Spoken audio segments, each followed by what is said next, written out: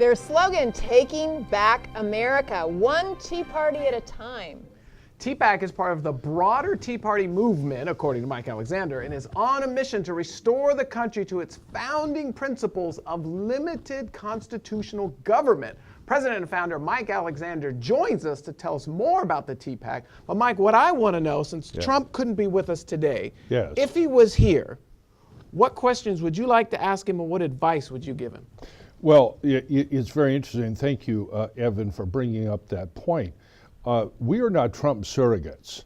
I want to go back to something you said in your first segment. You said something really great, and that is that Donald Trump is the president of the United States, and we cannot invest in him all of our hope, give him all of the responsibility, and expect him to solve all the problems that there are in this country. There are many, many things that can and should be done at the state and local level, and that is part of restoring free men, free markets, limited constitutional government. And if there was anything that I felt that we didn't hear from Mr. Trump enough, it was his embrace of the principles of the Constitution, that is, the overall concept of limited government. I'm not sure that I've heard from Mr. Trump the idea the government itself has to get a lot smaller. You know, he's very much in the tradition of Republican CEOs. That is, they don't really necessarily disagree with this large state. Their criticism is that it's too large, it doesn't work, and I can make it better. And I think Republicans have traditionally seen that as their job. So let's go back to what TEAPAC is and what it represents. TEAPAC, first and foremost, is a political action committee. It's a group of Americans of all races, all religions, all ethnic backgrounds, and although I've never inquired, I'm sure it includes people with all kinds of different sexual preferences. I mean, isn't that what you have to say in America today?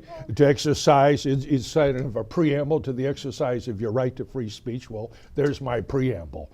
So, these are folks that are interested in regaining their freedoms and are pointing at the fact, as a lot of Americans in both parties are pointing out that our economy's not working, our government's not working, people are not advancing, people are not progressing.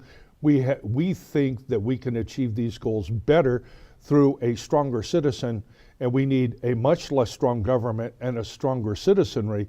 We need to regain control of our economy. How are you holding politicians or the government responsible, or holding them accountable? Accountable, there you go. All right. First and foremost, I think we hold our government accountable by speaking out. Isn't that the record of the left? We see these,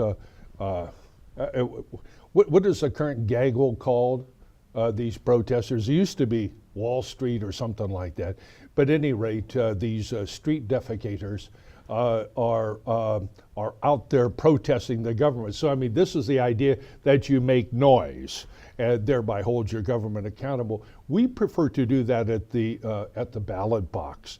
And in this state, because it's a one-party state, we use aggressively the initiative process, which our California Constitution embraces. That is, the people, as a legislature, the people are able to pass laws.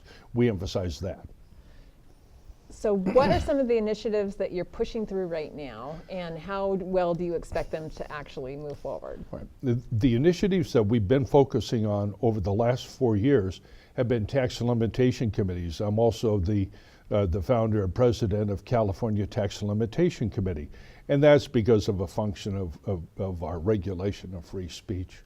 Well, Mike, I'm going to cut you off because you talked about, I mean, you take a look at, when you say committees. Yes. It's the proper term is that's a vulture. A committee is a group of vultures. So committees don't get anything done. So, but how can a citizen in their home that says the government's not working, taxes are too high, everything sucks, what can they do about it right now instead of counting on a committee or, like I said, counting on Trump to come in and do something? What can that citizen do? And you said that you don't want to protest like no. The initiative. How do you push that initiative through? The way that you protest in a democracy under our form of government But we're a is you republic. exercise your right to vote for a candidate of your choice. And in California, you get to vote for laws that you like. And an initiative is, everybody I think here knows what an initiative is something, a law that's put on the ballot for the people to vote on. And the ones that we put on the ballot are initiatives that will reduce taxation. But we also plan to introduce 2 statewide initiatives, and I'm delighted you asked that question. If that is an initiative to repeal and revoke our current California public employee retirement system. You hear screaming, crying No, and gnashing no, of teeth, I and understand. also an initiative, and this is very close to my heart, to have real school choice so that we can get children out of failing schools and get them on the way to becoming truly productive citizens in our society. Now, in regards to the pensions and Yes.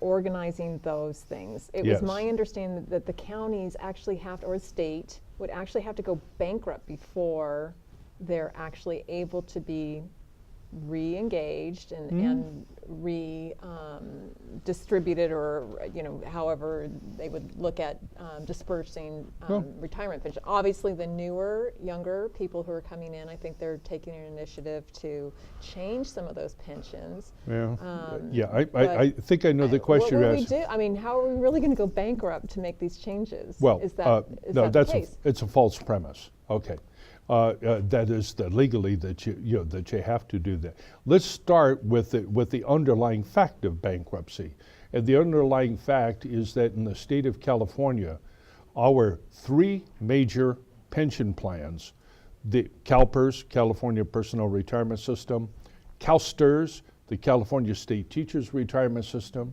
UCRS, the University of California Retirement System, those 3 systems alone, and they're not the totality of public employee pensions, are over $1 trillion in debt. We're bankrupt right now. It's not a question of going to court. But we In other are- words, we are you're dead officially before you're buried. Well, okay. let's The see first where thing you this have to do is goes. acknowledge we're dead. Mike Alexander, thank you so much for being on with Hey, us. thanks Will for having you me. join us for another Morning Buzz for tomorrow's show? Oh, sure, All that's right, fine. that sounds- Evan, thank you so much for having pleasure. me. Appreciate Sounds it. great.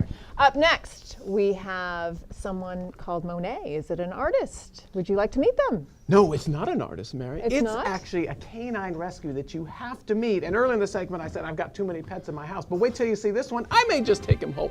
Next.